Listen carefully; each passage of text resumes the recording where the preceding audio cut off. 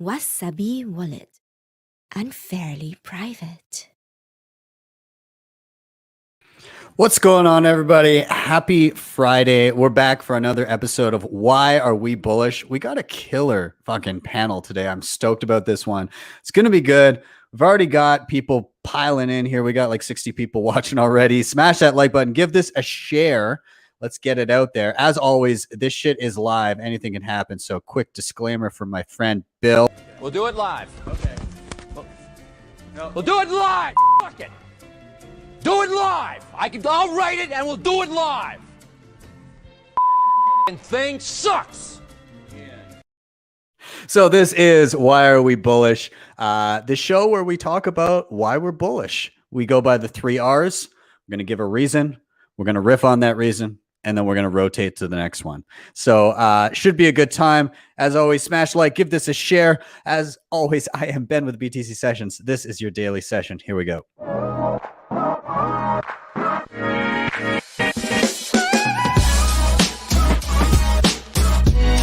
Hodl the Bitcoin.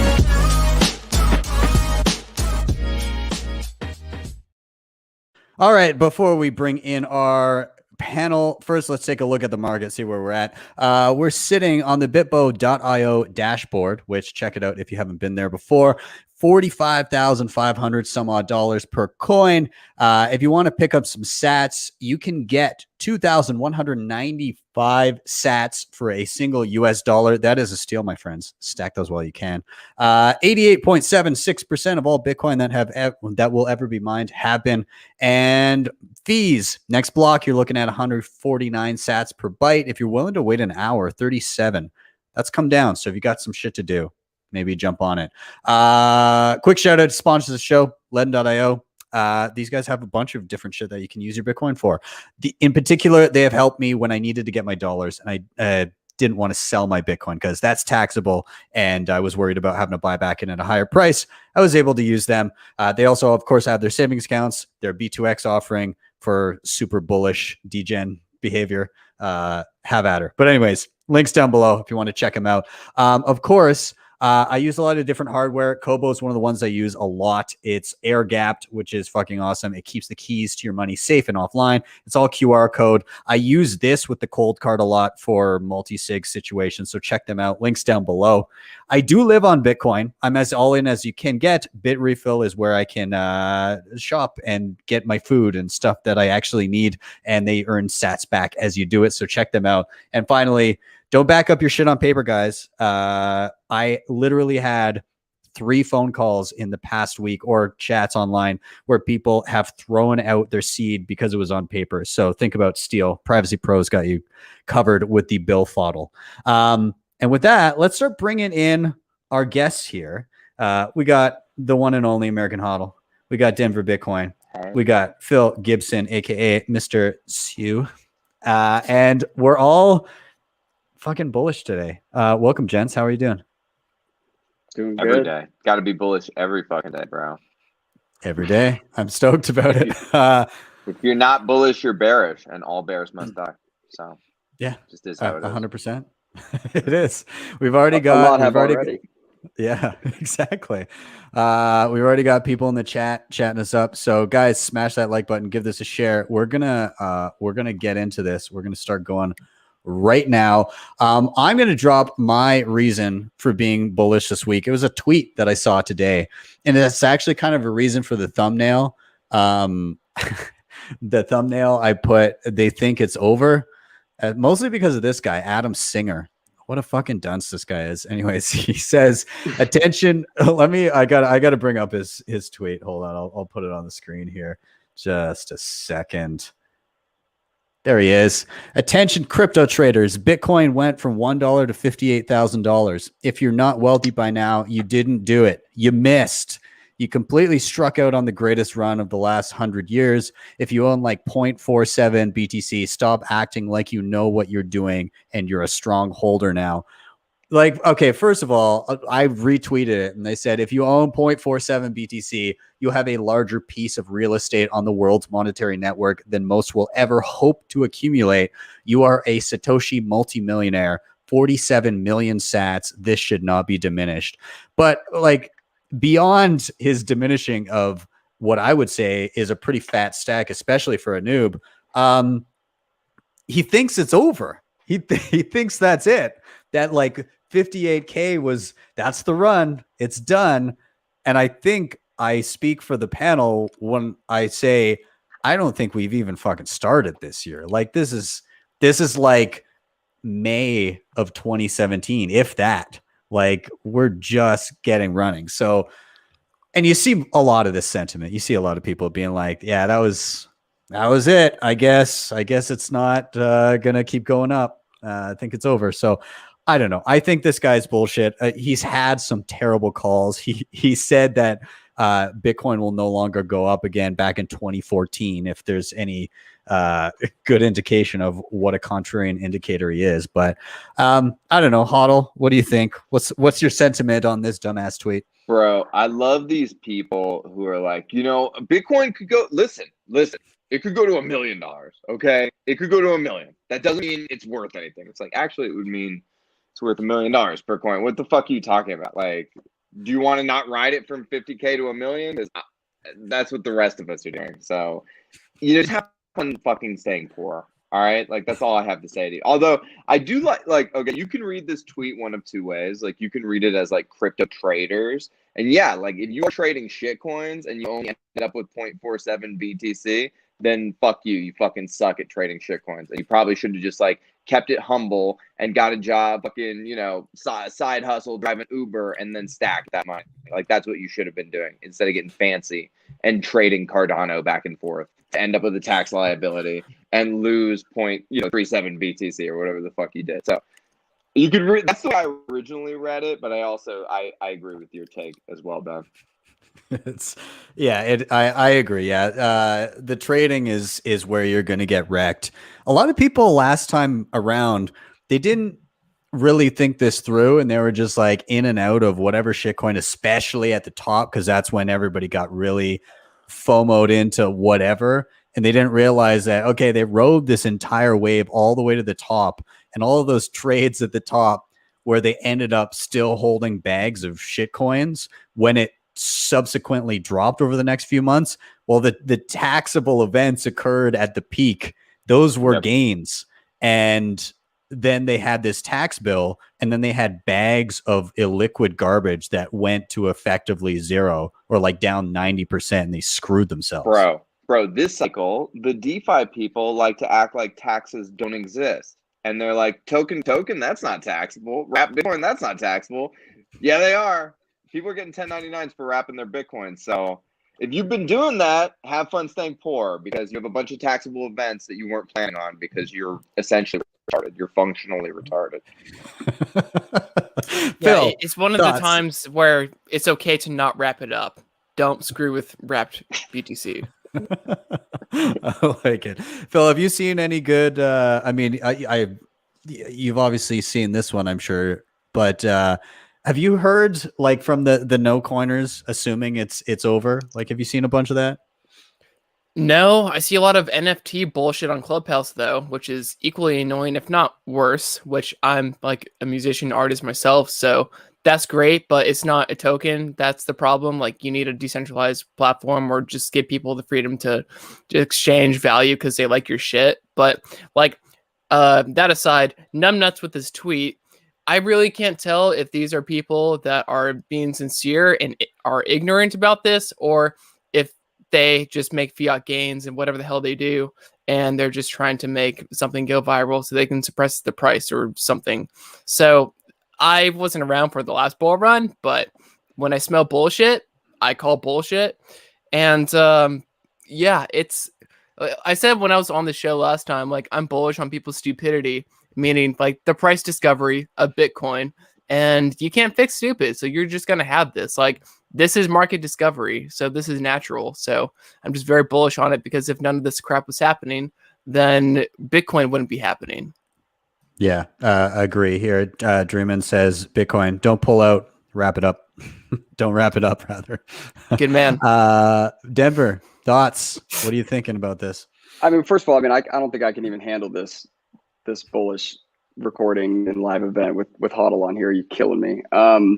This is hilarious. No, but I do want to point out one fact. Like everybody that is a critic, and especially those who, they come out of their like maybe closeted critic shell and they tweet out something like as though Bitcoin has failed, right? As though it's over because it's down 8% or something, the prices.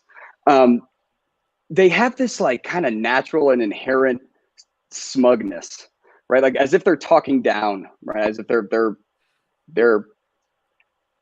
we're inferior as Bitcoiners. We're inferior thinkers. We're inferior monetary consumers. We're just inferior human beings is the tone that's underlying that tweet, right? And I think that kind of speaks toward a lot of the basis of these critics. A lot of these critics just think that they're smarter. They just think that they know better and we're fools, interacting with something that's going to make us lose money. And they're wrong, right? At the end of the day, they're just wrong. They don't understand what they're talking about. But the smugness was all time high on that tweet for sure. I mean, the whole like, if you don't have 25 grand in this asset, if you have 25 grand in this asset, like don't act cool or like you're a good holder. It's like, dude, 25 grand, that's a lot of money to like most people. What are you talking about? I mean, this is, that's part of their righteousness, right? Their smugness. So it rings true. If you take Bitcoin Twitter at face value, and you're just like, it's just a bunch of cartoon characters making dick jokes, like that's an intelligence test, and you're gonna have to have fun staying poor because you have no sense of humor. Because the rest of us are being serious and joking at the same time because we're fucking getting rich and having fun. All right, and we're people, like we're human beings, poor. Like The best was, I think this guy afterwards, he assumed it was a bunch of bots replying to him. What did he say? He's like, that's the best when they think we're all bots. It's like, no, dude, we're real people. And we just like that. It's a conviction, bitch.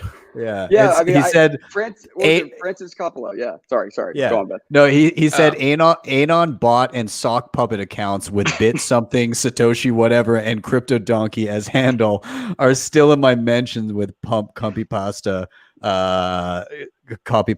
hours since this tweet. And guess what? We'll be there even if you delete the tweet. We will be there until the end of time. Okay, go back to the 2013 tweets. We destroy them. Have you ever seen anybody win against Bitcoin Twitter? It's Zero. Impossible. You get destroyed every time, every single time. What they end up doing is they end up capitulating, or they mass block, or they just totally stick their head in the sand and act like it's not happening. Like just mute everything. I mean, Franny Coppola gave me an economics quiz on Twitter. She's like, let's give you it. Like, and she's like, one of her questions was like, what's the reserve requirement ratio and why is it important? Jesus Christ. I told her, I was like, I studied economics. I know what you're talking about. She's like, yeah, right. I highly doubt that. I'm like, I have a degree. Like, what the hell? I mean, I know. Like, they think we're ask her, where is our reserve requirement? And that's what I said. I said, by the way, it's at 0%. I mean, like, to prove your point even more ridiculous, the reserve ratio right now is 0%, so they can loan out as much fucking money as they want and have no deposits. They don't care. Like, do you know that's what she wants, though, because MMT, like, you're leading her on. So many Bitcoiners are former Ivy Leaguers, or they work on Wall Street, or they work in these centers of high finance, or they have economics degrees, like, or law degrees. So many Bitcoiners, right? But we're also all cartoon characters on Twitter because that's just how it is. You know? And we smell bullshit. Honestly, the cartoon characters on Twitter are the most real people you ever meet. Yeah. Like they'll just say whatever the fuck they think. Like you can look at the tweets from some, Anon whatever, quote unquote, I don't want to say crypto donkey, but Bitcoin donkey, like to quote this guy's tweet. But like some rando on Twitter, you can some stupid ass name like Denver Bitcoin or American something stupid like that, right?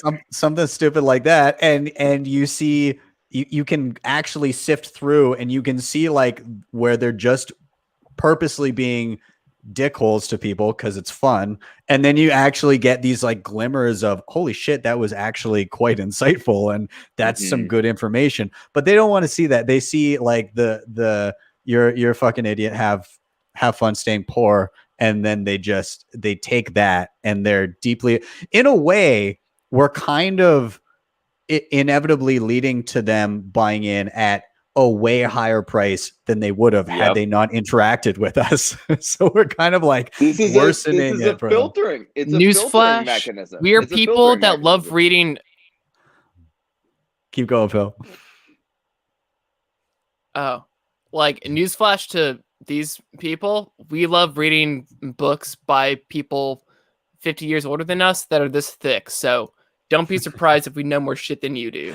It's all Like, it's just that's in such our a- free time. It's Yeah. just such a filtering mechanism because it's like, hey, guess what? The only people the reason I'm not wearing a fucking suit and tie in my profile picture and, you know, saying a bunch of fucking academic gibberish, and I can act that way if I wanted to. I don't want to. The reason I don't want to is because I only want people who have a middle sense of humor like I do to get rich.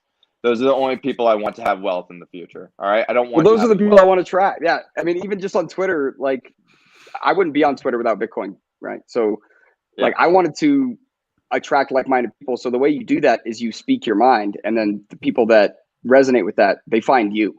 Right. And so that's how we all found each other. It's not like we like took some, you know, we had some cult initiation or something, even though we all were, you know, baptized in the volatility that is Bitcoin and the emotions that come along with that process, right? So we have this common ground, and then we typically have common values where we think the individual should be empowered. And so we don't care what you say, and if you're really, you know, if you can be crude, like honestly, crudeness still, you know, there's Bitcoiners, it's like, why are you being so crude? But that's not what's important. What's important to us is the values, is the idea that, hey, we think like people should make their own decisions, and like this is a money that allows them to do it. So we're going to promote this money. And if you think that this money's bad, we're going to tell you why you're wrong. Yeah, Even we're not more than distracted that- by bells and whistles. We come at it from first principles, and no one else like gives it that time. Even more than that, like outrage culture, identity politics, like all that stuff, that's fiat stuff. That doesn't exist in Bitcoin. Bitcoin is egalitarian. Exactly. The network processes everybody's transactions the same way, and it's a system where the earlier you got there, the more you put into the system, the more you're rewarded, right? Like it doesn't matter how much of a victim you claim to be. No one gives a fuck. The system doesn't give a fuck. You're only going to be rewarded if you got there early, you seeded it with time, energy, effort, and capital. And the people who got there late and started complaining about how unfair it is, guess what? Have fun staying poor. Because Yeah.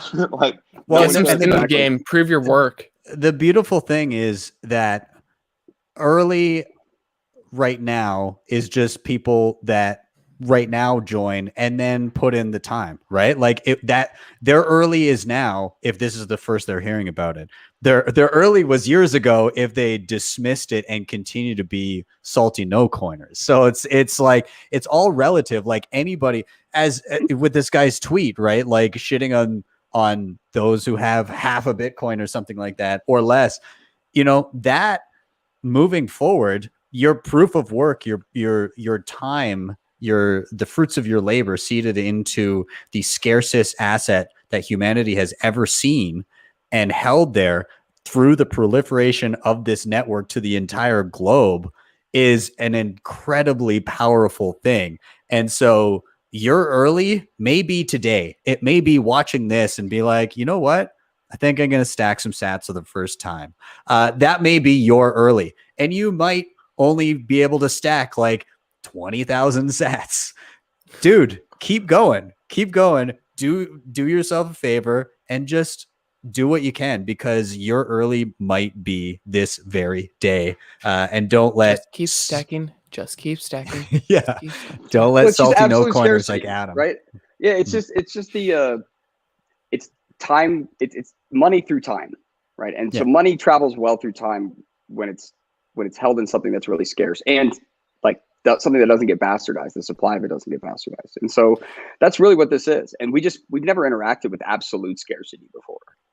We truly haven't. Like we've never even understood the concept. But because of the digital world, because of cryptography, there's this absolute scarcity. That's why it's always early, because tomorrow is always, I guess, it can be anticipated, and it ends up being exactly what it was anticipated to be. You know, a block every 10 minutes. And so these things, I think we're just like pricing them in is really abstract and volatile because they're new. So yeah, Denver, that reminded me of a chat I had with Ben Prentice over the phone, and we were just like, what is sound money?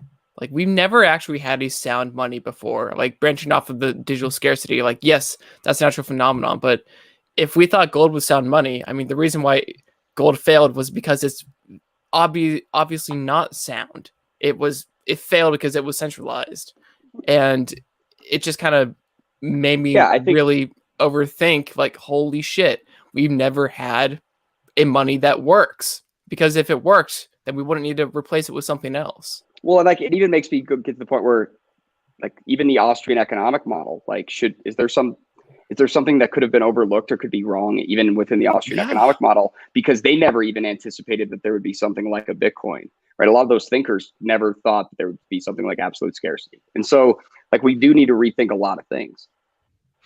Shout out to Daniel in the chat. I'm 18 and already stacking since 2018. When I was 16, I tried to explain it to my friends. Now they are having fun staying poor. Rock What a on, Daniel. fucking legend. Yeah, see, Daniel's going to get it, right? And so Yeah. he was right there in the bear market, so he knows the pain. Yeah. I mean, Yeah, those that joined during the bear market, it's almost like the best time to kind of come in, because there's not a lot going on. Well, there's a lot going on, a lot being built, but like you're not at that point in the bear market, you're typically not joining just because number go up, right? Like pure contrarians. Yeah, exactly. Like you've seen something, you've found an interest in it, and you've started to actually learn because you're not inundated with like the bullshit marketing of the shitcoin factories. So it is like a very unique time to join in, like just post 2018, post the 2017 run. That's a unique time to come in. Like my good friend Dave, he FOMO'd in January of 2018 as it was like bouncing back up, and it looked like maybe it would continue running. And he came into, I was working at an OTC desk, and he came in with like a fat stack of cash and just like bought all of the Bitcoin. And then it proceeded to just dump and dump and dump. Like it went from whatever 16, 17 when he was buying down to 3, that calendar year. But luckily, like he started reading, he started listening to like people that actually had good things to say, and he weathered the whole storm. And dude has changed his entire life this year. Like he's better off than he's ever been.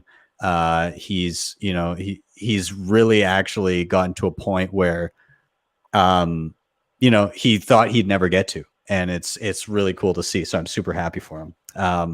But yeah, like anyways, to sum it up here, salty no corners gonna be salty no corners, and that's not gonna change. So let's move on to our next reason for being bullish. Before we do that, we got like 130, 140 people watching live. Smash like, give this a share, keep chatting up, because I will be bringing them up, like this one. Turtle Boy, American HODL memes help me get through the bear market. I think my favorite meme of HODLs was the porn meme where it's literally just a video of a dick going into an ass, but it says 6.15 on the dick. And I had my phone open somewhere public. I was like, oh, just swipe through Twitter, and it was just like that. And like my friend looked over my shoulder and was like, what the fuck are you looking at? Like, I was at like a breakfast joint or something. So thanks for that, man. It was Morning great. sausage. So good. So good. So good. So I'll pass it, since we're talking about HODL. I'm gonna pass it to you. What has you feeling bullish this week? You know what has me feeling bullish is the coordinated push of energy FUD. It feels like there is a entity that maybe none of us are aware of, or a think tank that maybe none of us are aware of, that has been pushing out this energy FUD. Because I mean, you saw comments from Janet Yellen, who was talking about the inefficiency of Bitcoin. I've seen clubhouse rooms by various intellectuals debating the quote unquote greenness of Bitcoin, saying that XYZ shitcoin is quote unquote greener than Bitcoin is. Just this fundamental misunderstanding of proof of work, how Bitcoin operates, what Bitcoin mining really is, like how it's run on renewable, et cetera, et cetera. I'm sure we could get into that, and Deborah has a lot to say about it. But like, just the fact that everyone is FUDing it at once. Also, Tether dying just completely, like that FUD is just gone. So they have to swap to Energy FUD, and Energy FUD is all they got at the moment. It's like the one thing that they can stand on, right?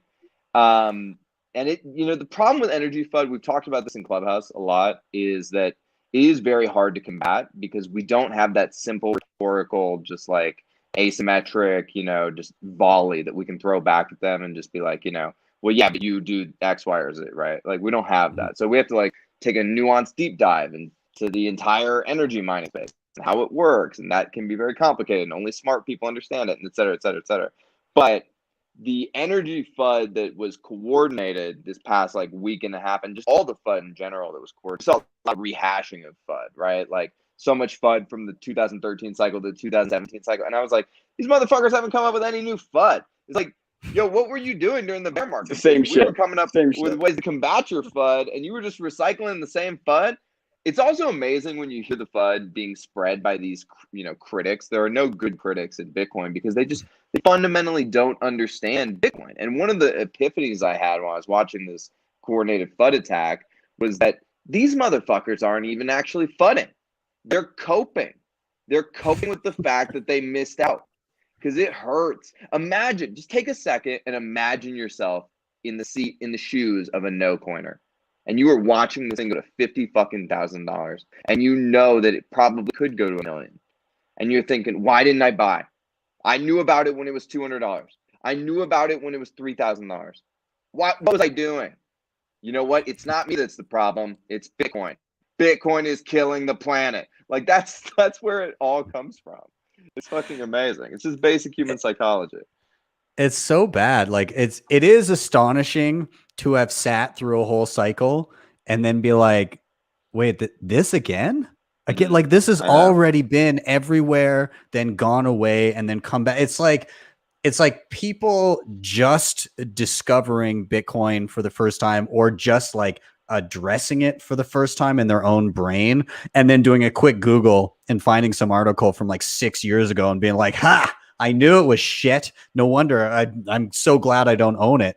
But imagine like, I can't even imagine having not entered this space, because I am in such a better place, not just financially, but like mentally. I'm in such a better place. Like I'm much more of a critical thinker. I tend to question everything that comes in front of me now. I actually want to have that nuanced kind of intricate understanding of what I'm doing and what I'm using. And it just, you come to a point where you realize how bad a lot of information out there is.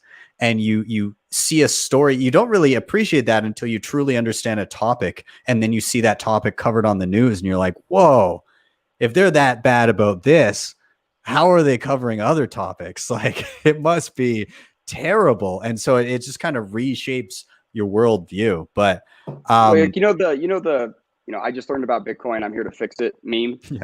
This is like I just learned about Bitcoin, I'm here to tell you why it won't work meme. Yeah. Right. Like that's what this Energy FUD is. And like HODL said, I mean, I think it's come to a perfect storm where, I mean, the Tesla is a big part of it, I think, because, them adding Bitcoin to their balance sheet, and they're this really green kind of company. It's forced this conversation. And so I totally agree. I think it's been a crazy catalyst to even Bitcoin awareness is this Energy FUD narrative. Yeah. The cool thing about Bitcoin is that it really forces you to think critically. And I can't remember who put it out, like Stanford or the New York Times, but like these so-called like experts, scholars wrote basically that critical thinking is dampening society, or we're not going to get through COVID if we start thinking critically, like it's dangerous or something. And man, I wish I knew where that came out of, but Bitcoin is completely reversing that. No, from the New York Times, and it said the article was titled "Don't Go Down the Rabbit Hole." It was an op-ed. Don't think for yourself. Don't. It's a gateway. It's a gateway drug to liberty. Are you thinking over there? You better not be. You better not be. I swear to God, I will. Literally, they want you to have fun. Around. You better not think. Just stop it. Thinking's for dummies, guys. Just stop it. Stop it. Also, speaking of that, somebody in the chat, I think everybody's giving this guy or girl, whatever, shit. Keep dreaming, dude. We done. Bitcoin will dump to 9K. Dump to soon. 9K. I'd be ecstatic. I mean, even 9K is incredible. I mean, what is that? What's that market cap? That's an impossible. Like 160 billion still? I mean, it's still like literally, 160 it's billion literally market cap. impossible. It's literally impossible for Bitcoin to go to 9K. Honestly, I think it was it's impossible. it was Clubhouse the other day, Hodl. You were, and I'm pretty in line with this. We were looking at right around when we were in the mid 50s. You were like, guys, this is probably like a worst case scenario price for the bear market next time around. And I totally agree. Like, I don't think if we got down to 50 or 60K, like in a year and a half, 2 years or something, it's going to be like the sky is falling and people will be like, oh my God, it's fucking dead. It's over. But we'll have visited multiple hundreds of thousands of dollars by then, and it'll be hilarious to watch. But we'll scrub back to this video when that happens. But yeah, the other thing about I don't believe that either. I think it'll probably be more like 150, but I'm saying like worst case scenario. Yeah, this is the bear market bottom. You know. Yeah, yeah. Saber says it's not going below 30. I think he said 40 as well. So. Well, I mean, I just don't. I don't. Below 40 I don't see it going down. So. Yeah, I mean, 30. I think a flash crash, we touch it or something. Maybe, I don't know. I mean, it's things leverage causes slippage, and so there's a lot of leverage. That's called a second, kids. If it goes to 42, I'm taking a levered long. Like that would be an insane price. You know, I love it. Yeah. The other thing I was going to say about the energy flood, there's a really terrible article from some dude from the UK. There's like a video expose on like how awful Bitcoin is for energy. They're all terrible. But one of the things was he started talking about opportunity cost. And he was like, well, people will say that it's all like stranded energy and everything. But then he's like, but the opportunity cost of not using that for other things is just far too, it could be used for better things. And I'm like, do you understand like what stranded energy is? Yeah, like, do you understand? An oxymoronic. Yeah. Like you're contradicting yourself with your own words, sir.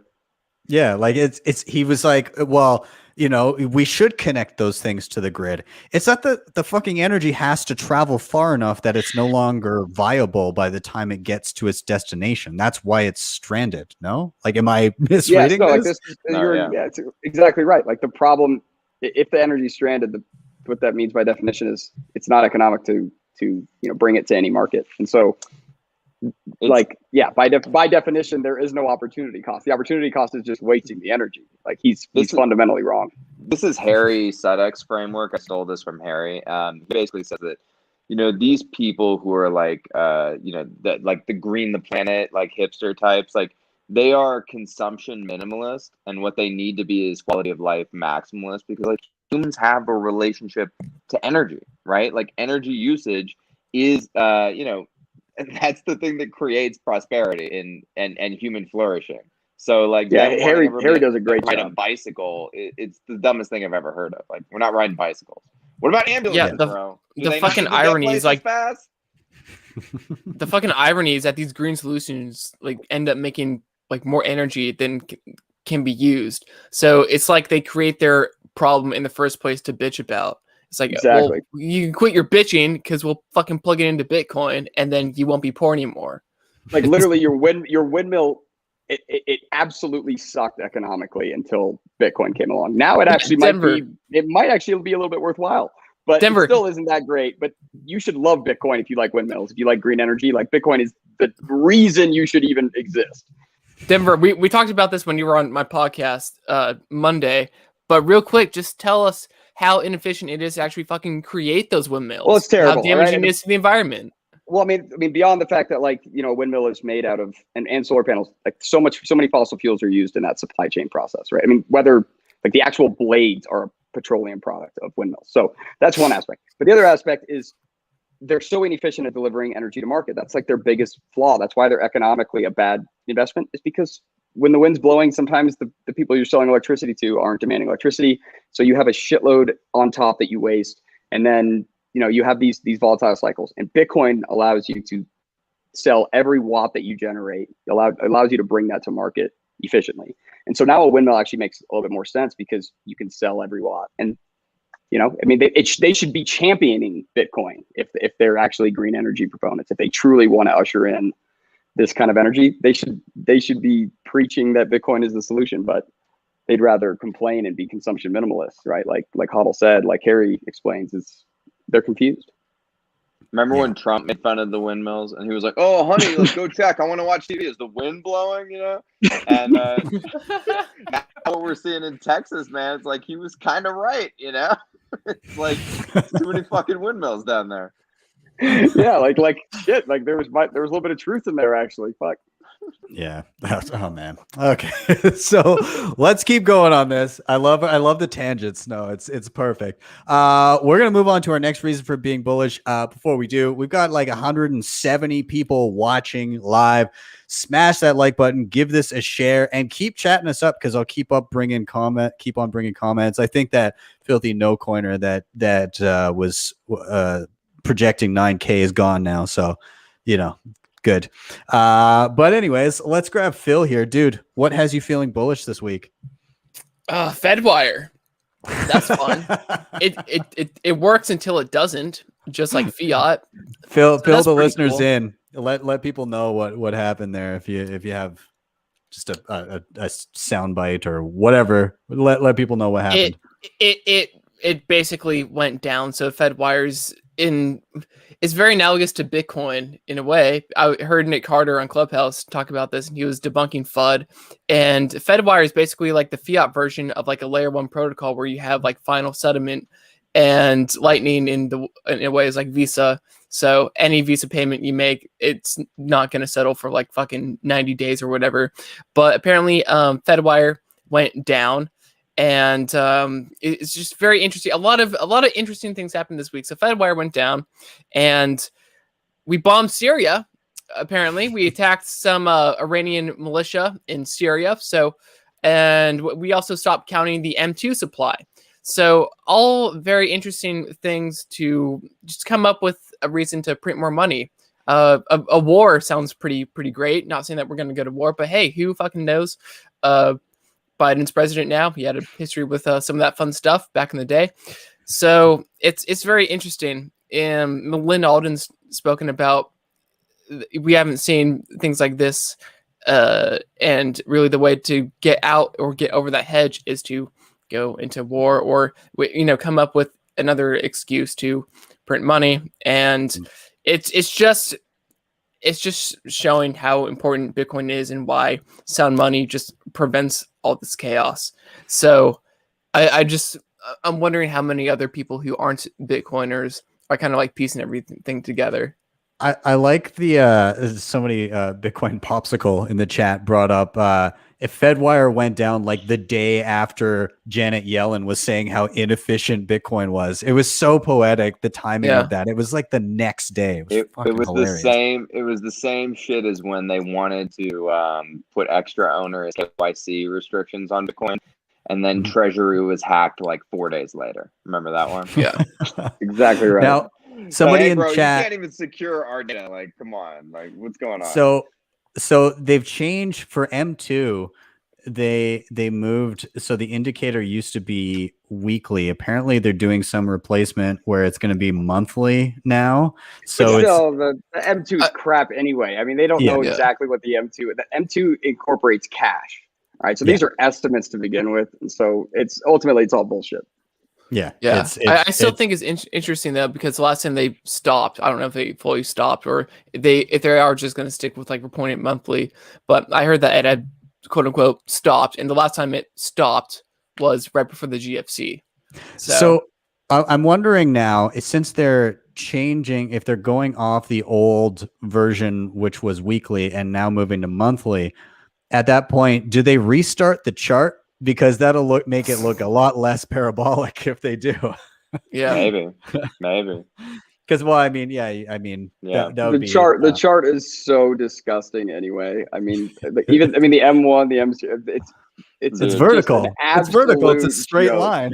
put those It's charts. it's Put those charts yeah, next to gold and how it traded against the paper mark in the Weimar Republic. exactly. Mm-hmm. Yeah, I'm gonna see if I can. I'm Put gonna the see if Bitcoin I can price over that. pull Not up trivial. the. Oh, here it Asset is. Okay, hold inflation is on. here. Okay, let me see if I can pull this up here. This should be fun. I love it. We're doing it live. Yeah, we're doing it live. Fuck it. We're doing it live. By the way, can I just say how proud I am to live in a country where a woman of color can bomb Syria? I mean, I just yes, she can. Yes, she can. You guys do collateral damage. Yes, she can. Jesus. You know. Just Holy saying. shit. Huddle, I love you so Fantastic. much. I'm man. proud of it. I'm proud. You're such I'm good proud. shit. I'm proud. She's got balls. Indeed. Okay. Here's She did it, y'all. She did it. here's that M2 money supply. So it went, this is the over on the left, the axis here. These are billions, but they're counting the billions by the thousands, so trillions then. So it went from 2 trillion in and around shortly after we closed the gold window, and we're up and around the $20 trillion mark now, and now this is discontinued. The series will no longer be updated, blah blah blah. Yeah, so that's fun. Exciting times, guys. You gotta Also, love treasury how yields are positive apparently now. yeah. Well, you gotta love how they just get to the point where they're like, you know what, that M2 graph looks pretty shitty. Let's just stop reporting on it. We'll just That does we'll just not make us ignore look it. good. Yeah, we'll just stop caring. I'm about it. pretty sure they changed it to where like we used to get their minutes every like 4 years or something, and now they don't have to give them up. So Yeah, they don't have to disclose what was discussed Yes. anymore. Yes. My God. So they can Oh, yeah, that's redact good. what was talked about inside. Sad day for Parker Lewis. They can't go through it all anymore. Yeah, it's it's something else. Yeah, I agree. It was very poetic about the Fed wire going down in the midst of comments of how inefficient Bitcoin is. It was just, I mean, this whole past year and a bit has been like people asking, well, why bother with Bitcoin? And we've been able to say this exact thing that just happened right now is why Bitcoin. And it's just been consistent nonstop for the last year and a half. There's been a perfect example every single time. It's unbelievable. It's like all the shit that Bitcoiners have been saying for over a decade, they're now able to immediately point to something. How can you not see this as destiny? How can you not see it as inevitable? It's right in front of your face. Like, are we delusional, or is it really just happening? Because to me, it seems like it's just happening in front of your eyes, right? Like if I was, it would be much easier for you to make the case that I was delusional if the price was $500, but it's $50,000, right? It's just, this is what's going on. This is what's occurring. And these are inarguable Deal facts. with it. Yeah. Meet reality on reality terms. Bitcoin is the truth. I don't believe in Bitcoin. Okay. Let me like say that. People keep being like, well, you're a Bitcoin believer. No, I'm not. Bitcoin just is true. I believe in things that are true. You know what I mean? I didn't read a religious text about Bitcoin and then be like, hallelujah, I believe it. No. It's what's happening. I think the world is starting to wake up to that. Like Wall Street has now figured out sort of that should be denominating in Bitcoin. Like there are people saying like Peter Thiel made comments recently that you should just buy Bitcoin because you won't outperform it. Anthony Scaramucci has been making the same thing. If you look at hedge funds denominated in Bitcoin and not outperforming Bitcoin, people are starting to realize like they should be thinking in Bitcoin terms, right? Like very powerful, influential people are starting to think that. So it's like, how are you going to sit here and say that I'm just some sort of religious zealot, or that we're all religious zealots? That doesn't hold any water. Like look around at what's occurring. Like you just said, like the whole year is a masterclass in Bitcoin maximalism. It's like, which is garden variety common sense. You know, That's true. Exactly I mean, right. it shines a flashlight on everything, right? It's because it's the first time we've had an accurate measuring stick for what's valuable. And it turns out that a lot of shit is not as valuable as people thought because the measuring stick was not measuring accurately. And now you can see it's flowing to where it needs to be if people just want to save. A lot of people, they don't want to buy a house to store their money. They don't want the actual real estate. They don't want to buy the stocks. They don't believe in the particular company that they're buying. They're doing it out of necessity because their money is so shitty. And so how much of that flows into an actual the scarcest asset that humanity has ever seen that is perfect at transporting money through time and space?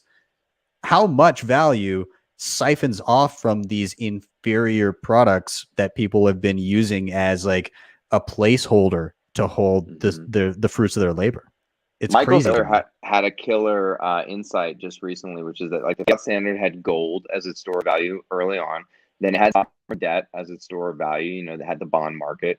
Then it had equities as its store of value. And I think we're moving into a space where it has Bitcoin as its store of value. Like I think the dollar and Bitcoin work in tandem here for a period. I don't know how long that period is, but I think that's what we're starting to see. And you're starting to see very influential people on Wall Street make the same case. Cathie Wood, like darling of Wall Street, who's leading ARK Invest, was out there on Bloomberg saying Bitcoin is replacing bonds.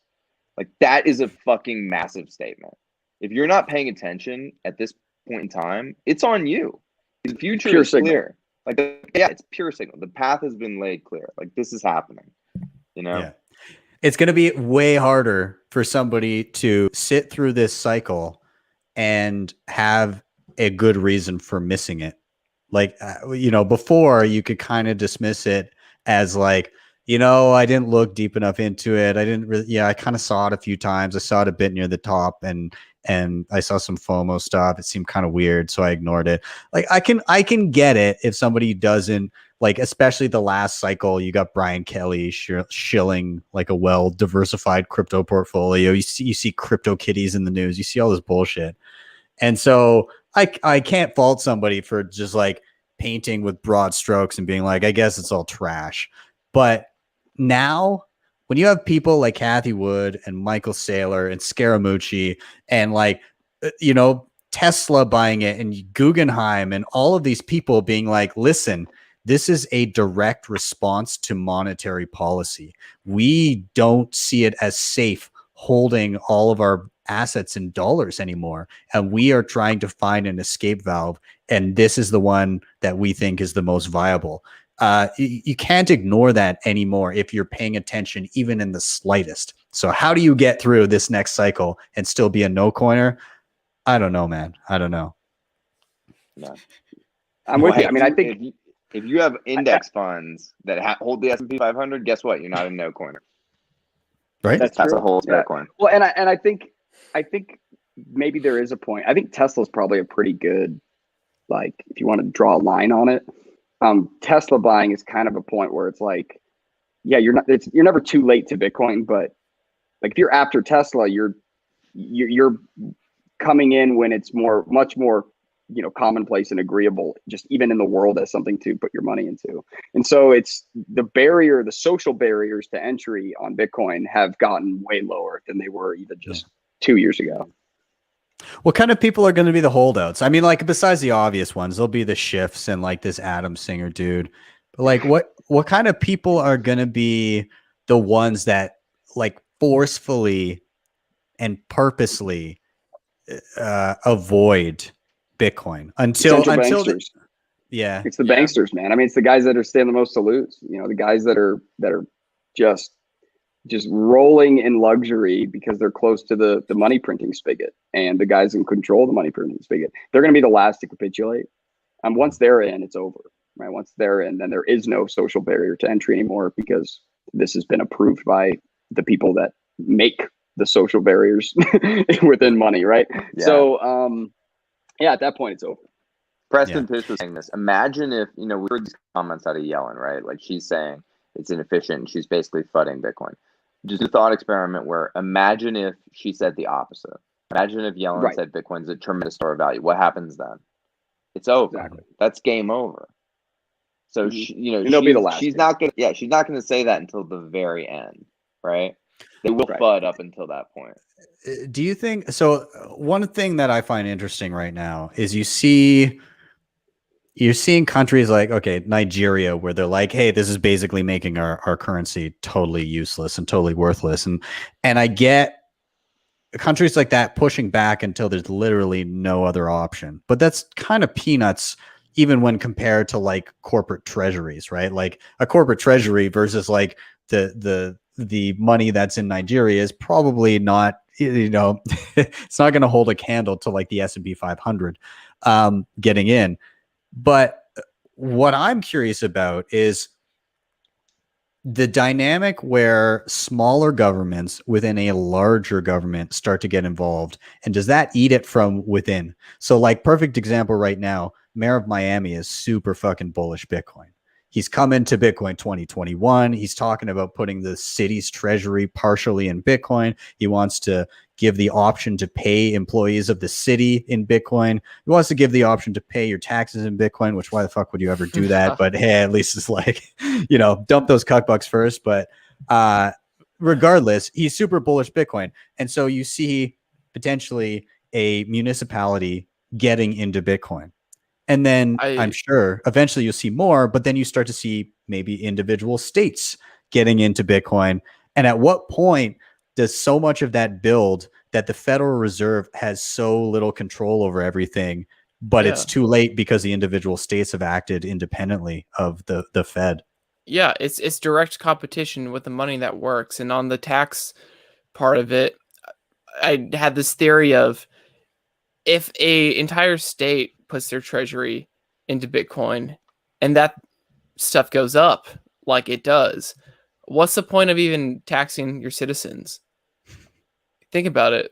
I mean, don't you want them to have more money to like spend in the economy? Like, not to sound like a Keynesian or whatever, but like if you just let people save in a money that holds its value over time, they will save and work harder, but work less because some money does that. You have more of your time, and you just open up this door for people to invest in themselves and invest in projects that matter. So the quality of life just goes up astronomically. People start buying much less because they can buy more with less, but they'll end up buying less because the quality of each good that they buy will actually last, and everyone will just be living in just a higher quality of life in general. And I don't think that you would really have to tax. Like if the state government had their own treasury in Bitcoin, they had the same good money as everyone else. It's really interesting, and plus it's a bearer the government asset, can so produce. it's kind of hard to. Well, I mean, the government can produce things, right? I mean, even now. Well, no, the government can't produce things. Government does not produce. I mean, It's they're a terrible parasite. at it, right? But the thing is that, but they can do it, and then what they're going to find is they're not able to do it profitably, and then they'll have to stop doing it because they can't just print more money to make themselves profitable, right? Yeah. They can't, or they have to get more efficient and do things well. But they won't jump right to that part. They'll try and they'll fail, and then there's no lender of last resort with Bitcoin. Yeah, so there's no bailout. And I'm hoping this starts off like you have like your marijuana states that just pop up gradually, and then you have all these self-sovereign now countries, and it is just a direct threat to the whole top-down federal system. Yeah, it'll be interesting to see separation of money and state, right? Like that's what we've been talking about for a long time. It's separation of money and state, but it's not going to destroy a state. Like, it's going to separate. No, it will be a peaceful revolution. I think this is the opportunity that it's going to be more of an easy transition than the dystopia we all like to talk about. Yeah. Well, and like societies that embrace hard money outcompete societies that don't. So as an American citizen, I really do want to see the American government embrace Bitcoin and a Bitcoin standard, or at least, peg to a Bitcoin standard so that America can continue to prosper, Well, and have the jurisdictional arbitrage within America first, and then if shit gets really bad, then we'll go overseas. Yeah, well, and the thing about starting kind of municipal and then state level is you'll get that juxtaposition of people that have shifted and people that have not. and you'll get to see the standard of living Mm. from state to state Mhm. based on what they've decided to do and how they're handling their money, right? And you kind of already do see that. You see this exodus of people from California, you know, based on the way that they handle their shit, right? Like people left because it was just terrible. Like they overtax, Yeah. and it's like living like the couple times I've been to San Francisco, it got worse from like the 2-year window from when I was there last and then when I went back. And it was just, you know, like Bitcoin 2019 when I was there, it was crazy to me because I'd never really spent much time there, but you know, walking down one street and it looks okay, and then you turn a corner and it's like a third world country, and there's like some dude like about to shove a needle in his arm, and there's just it's just insane to me how crazy it is. And like for people to be paying that much to live there, of course people are gonna leave. Like, and I see it as people that adopt this first, people that adopt not only this money, but through proxy, its values, or the values of actually allocating capital where it's warranted and being punished if you don't, just naturally through the money, will breed a better society that people will gravitate towards and will cause more people to try and emulate. Yeah, totally. I agree. I mean, my base case is that I think we're seeing early signs of hyperinflation now. Like, I just think it's really hard to identify unless you have an alternative measuring stick. Like, and so us as Bitcoiners, I think we can see it a little easier. But when you look at, you know, widespread loss of institutional confidence, 50 million Americans unemployed, while the stock market is all-time highs, global protest movements, people storming the U.S. Capitol, you start to go, hey, what's going on here? Is this all connected? Because it kind of seems like it's all connected to me, right? And if things continue to get worse, if America suffers an inflationary collapse, you're headed towards an authoritarian regime, which is not something anybody wants to see. And so, like, embracing Bitcoin earlier, I think, can stave off some of those ill effects that can come from widespread economic disruption. So I really want to see them embrace Bitcoin, man. Like, I really think that's the only play here, you know? And even if people don't embrace it, like the no coiners, if they don't embrace it right away, they have guns.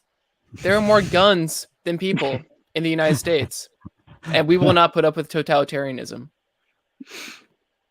I mean, yeah, We'll I mean, see. I think TED, Phil. People kind of like just went to the slaughterhouse this year. 2020 showed us that. Yeah, I mean, You know I'm what I mean? expecting They're it, just like, frankly, they're like, but- what do you want me to do? Just wear 9 masks? Yeah, I'll do 2 that. masks. I'll wear 2 masks. Did you see just today somebody dropped it? It was a video, some dude, he just stood in front of like I don't know, what's the like drugstore that you guys have down there? I don't really know, like CVS.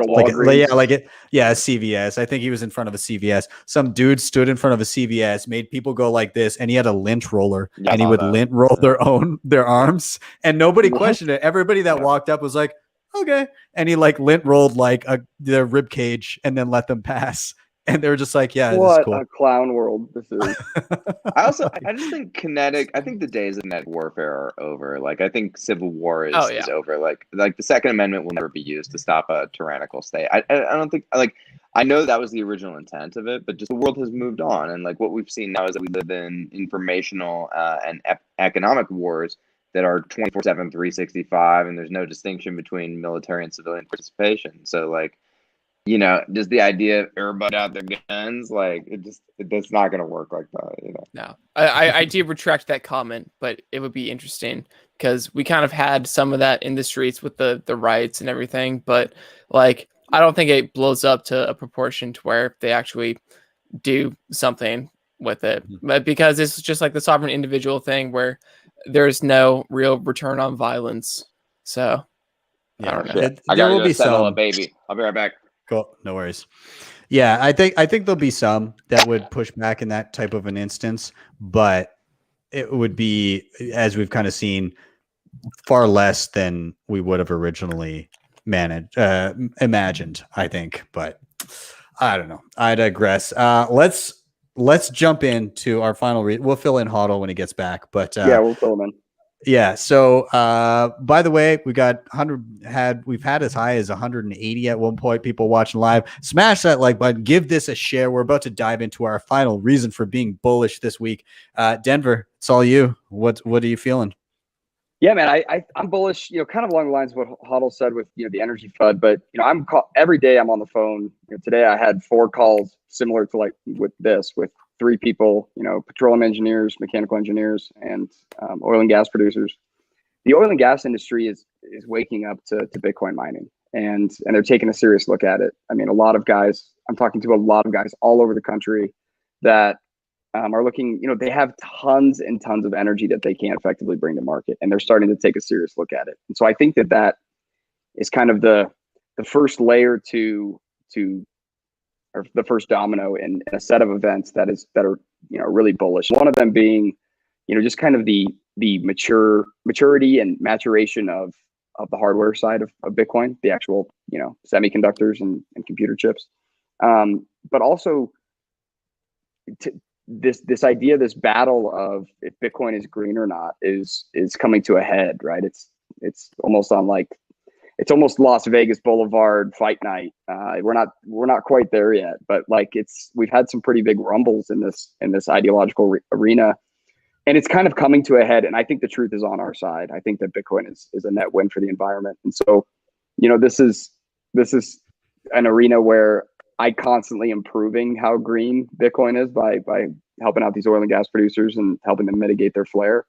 And my God, I'm only seeing more excitement and more energy, more enthusiasm from these guys every day. So it's like it gets me excited. It keeps me going. And it's only the beginning. It feels maybe like we're at the end, right? Bitcoin's at $50,000, like you missed it kind of thing. I'm completely the opposite. It feels like just the beginning right now. So. Yeah, it's true. Like, it's so interesting to see, those arguments, but then knowing behind the scenes how much is changing and the implications of particularly, what you're doing. And if I'm not mistaken, are you doing some work with Steve now? Are you with Upstream? Yeah, I'm with Upstream Data. So I'm actually, I'm working with oil and gas producers every day, helping them size out and scale operations on their flare gas. So, I mean, I'm talking with these guys constantly. And when when we talk about these ideas and we talk about and run the numbers, I mean, these guys get so excited at the possibilities ahead. They start getting ahead of themselves. And so we have to take a step, take it slow, and make good decisions. And that way it makes the most sense. But ultimately, this is the tool that the oil and gas industry needed to revitalize itself, to get guys motivated to produce energy, and now they are really motivated. Yeah, because it's been, here in Alberta, it's been rough. Like, there's just been one thing after another that's just kind of like screwed over the industry here. Yeah, I mean, maybe there's a bit of over reliance on it here in my province, but at the same time, a lot of the hindrance that we've experienced is kind of coming from a federal level, where they're like, listen, exactly. you got to do this, and here's all the taxes that you have to deal with, and we want to drive people towards other options without really like giving a feasible route to go that way. And not to mention that within Alberta, like, we don't refine any of our own oil. In fact, I don't think we have refineries in Canada, so we just ship it out. Well, and kind of what you're getting at, and it's funny. Like I said, I talked to a guy today. He's out in Oklahoma. He's got oil and gas assets all throughout Kentucky.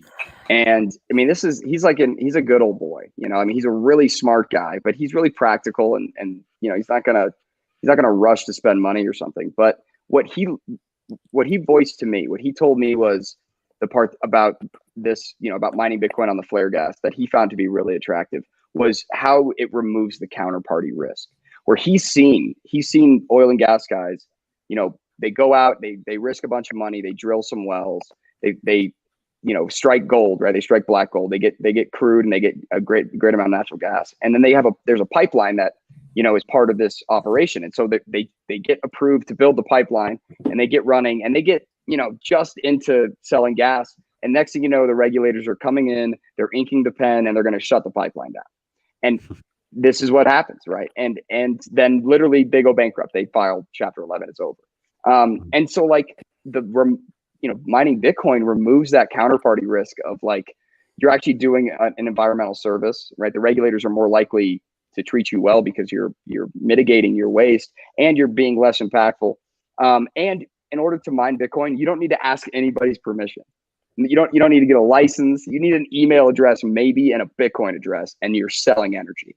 And so these guys love that reduction of counterparty risk, and man, they're bullish.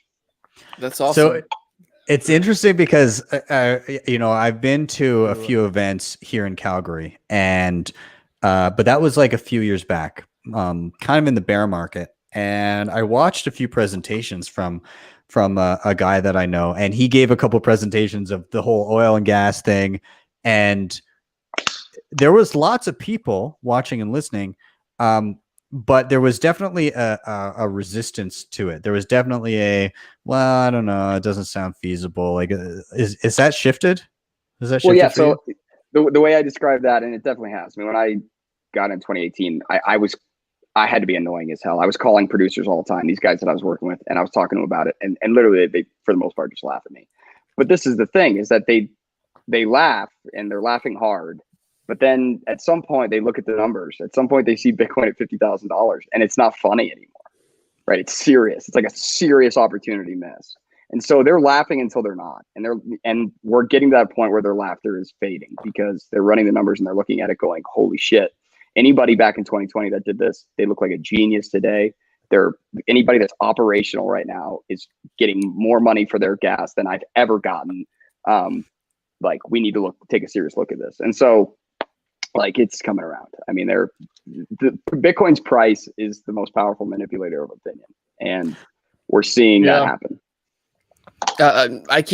It keeps coming up in my head that number go up is like the greatest technology, not only because it makes us rich, but it's like the pure carrot at the end of the stick, or the stake at the end of the stick, that we all kind of need, because people see profit, but they also see opportunity, and the infrastructure that we will need at that time will get built out because people will find the incentive to do that. So you talk about whether it's Lightning or privacy solutions or mining, Bitcoin mining, like those things are going to present themselves through that. And like, it just, sorry, go ahead. No, I was going to say beyond those lines, right? So one part about the incentive aspect is it actually incentivizes guys to better produce a well, right? So right now, a lot of guys go frack a well and they jam a ton of pressure into it, right? Because they're just trying to get the crude and they're burning the gas. They're just trying to get crude out and make their money. But now, because they could sell that gas, they can mine Bitcoin with it. They actually will produce the well differently.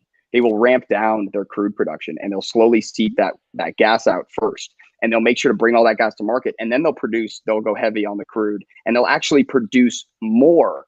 Overall, the entire lifespan of that well will be a much greater and efficient production because of the way in which they produced it. And so Bitcoin incentivizes these guys to just be better producers. And you're right, that bleeds through all other industries. It's a weird thing when you fix the incentives, how quick the world gets fixed. And it actually fixes them, because when you described how the light bulb went off, how they didn't need to deal with another counterparty, they, without knowing in a way, like, embraced that piece of decentralization and added to their life tool belt. So Bitcoin is changing people and they're liking it. It's not like they're reluctant. They may be to the idea at first, but it changes them and their mindset and perspective, like, for the better. And like what I was mentioning, they can't help but be attracted to the reduction in counterparty risk, right? That they deal with counterparty all the time.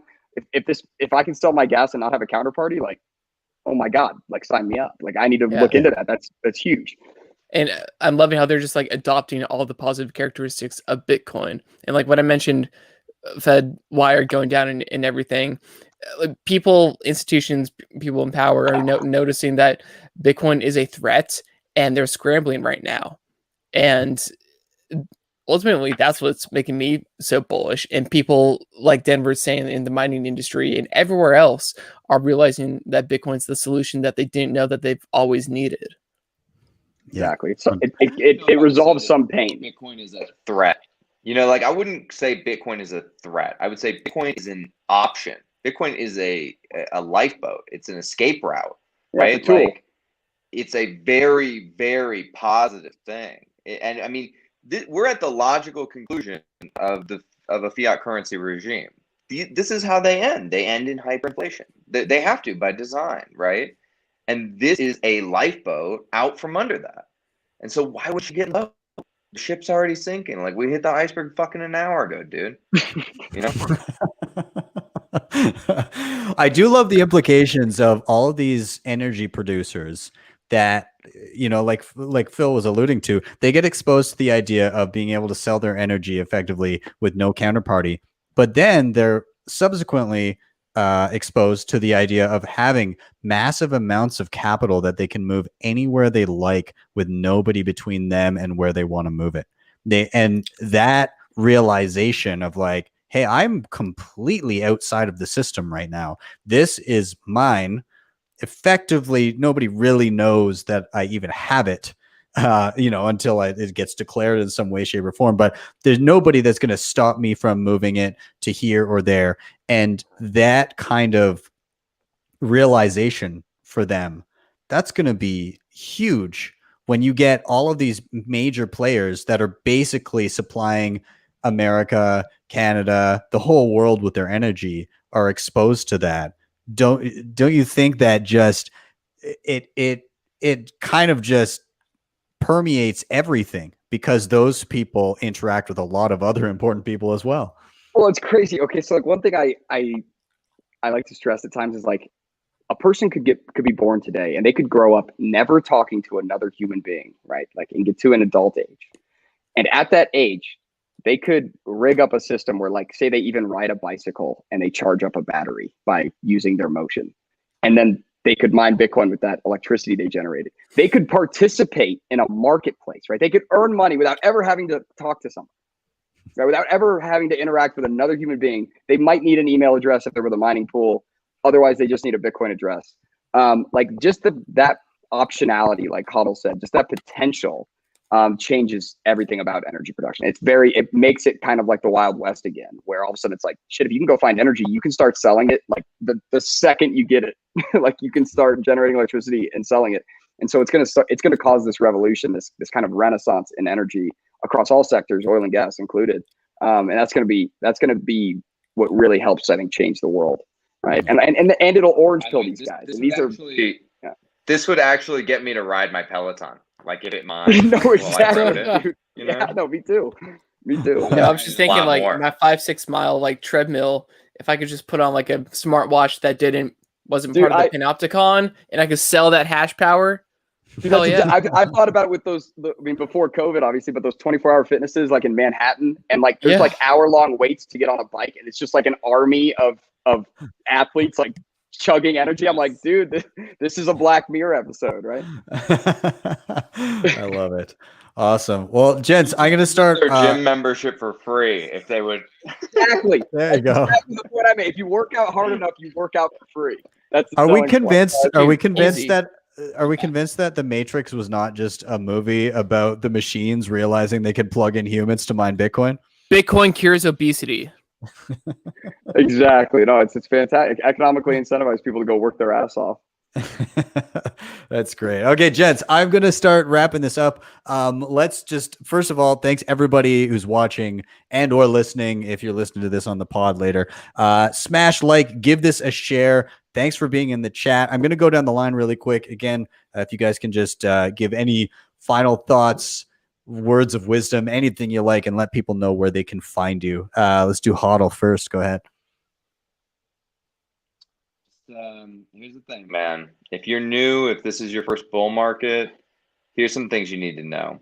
Right now, at 50K, people are calling the top. Those people are obviously stupid, right? But at 100K, people are going to call the top, and it's going to seem somewhat more credible to you. It will not be the top. At 200K, people are going to call the top, and it's going to seem even more credible to you because, well, we just doubled. It will not be the top. At 300K, it will not be the top. At 400K, it will not be the top. At 500, it will not be the top. There's no top.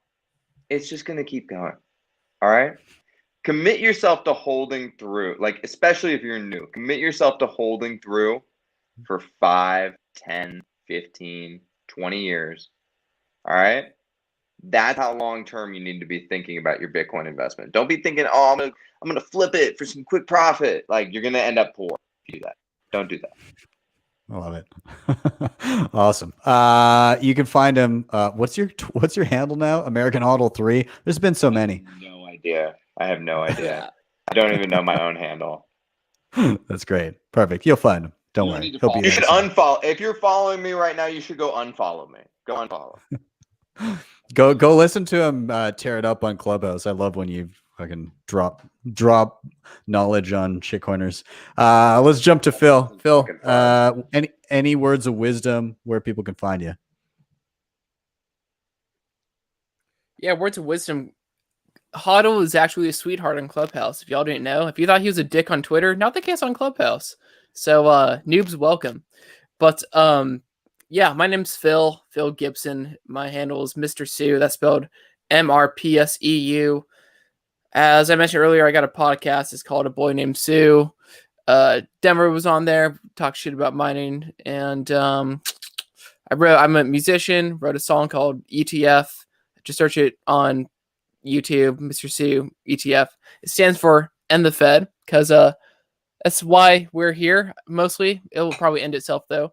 And yeah, go to swanbitcoin.com/Phil to start stacking sats and save your savings, because you work hard for your money and you want it to last. And yeah, you deserve it.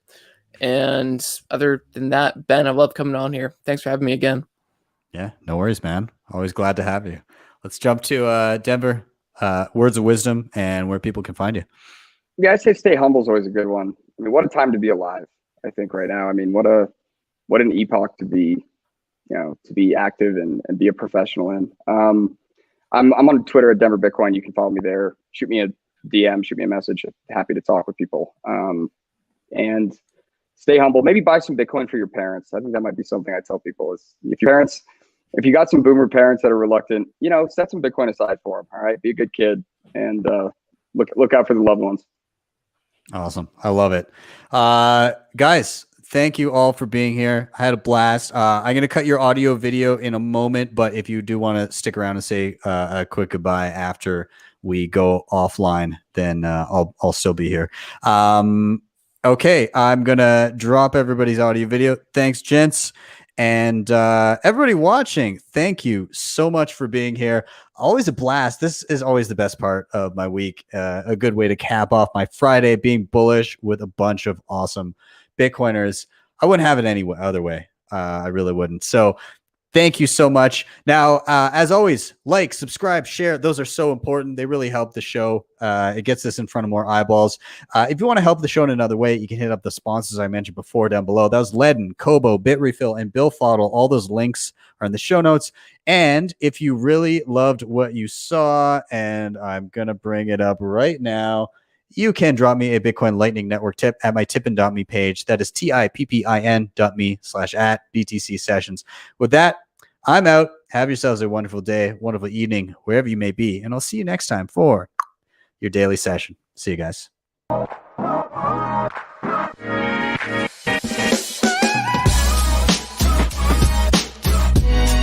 Hodl the Bitcoin.